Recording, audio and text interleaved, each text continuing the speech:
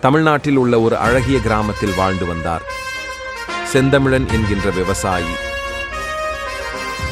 அவர் வாழ்ந்த கிராமமானது மிகவும் பசுமையானதாகவும் சுத்தமான காற்று மற்றும் சுவையான தண்ணீர் உள்ள கிராமமாக இருந்தது. செந்தமிழன் தன் நிலத்தினை உயிருக்கும் மேலாக நேசித்து வாழ்ந்தார்.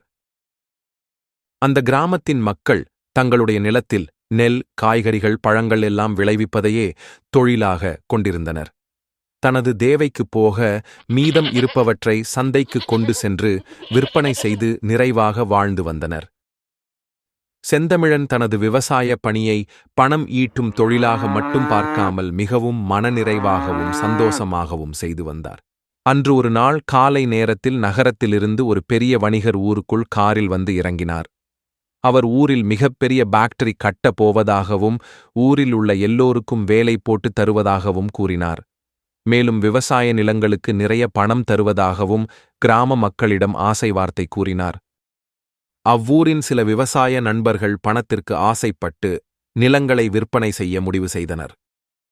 செந்தமிழன் கெமிக்கல் கம்பெனியால் ஊரின் வளமும் மக்களின் சுகாதார வாழ்க்கையும் கெட்டுவிடும் என மக்களுக்கு எடுத்து சொன்னார்.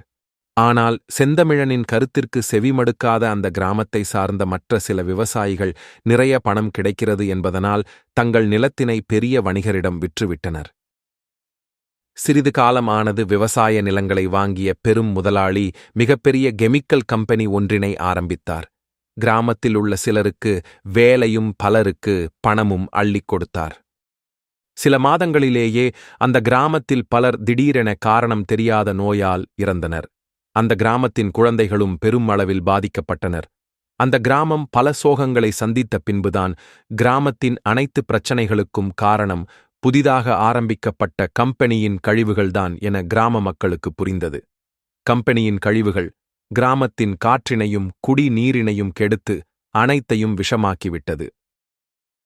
பெரும் வணிகர் பணபலத்தினால் அதிகாரிகளை அனுப்பி கிராம மக்களை மிரட்டினார்.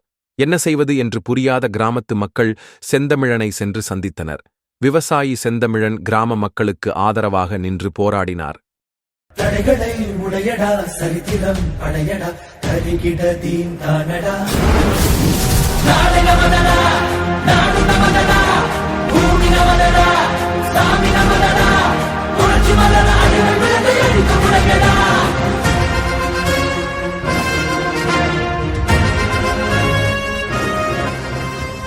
இறுதியில் அரசாங்கம் விவசாயிகளுக்கு பணிந்து கேடு விளைவித்த கம்பெனியை மூடியது.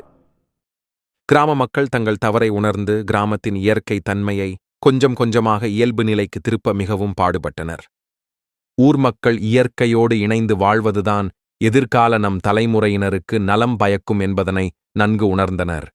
செந்தமிழன் தலைமையில் நவீன விஞ்ஞானத்தை பயன்படுத்தி மண்ணுக்கும் காற்றிற்கும் கேடு ஏற்படாமல் விவசாயம் மற்றும் பிற தொழில் வளர்ச்சிகளையும் ஏற்படுத்தி சந்தோஷமாக வாழ்ந்தனர்.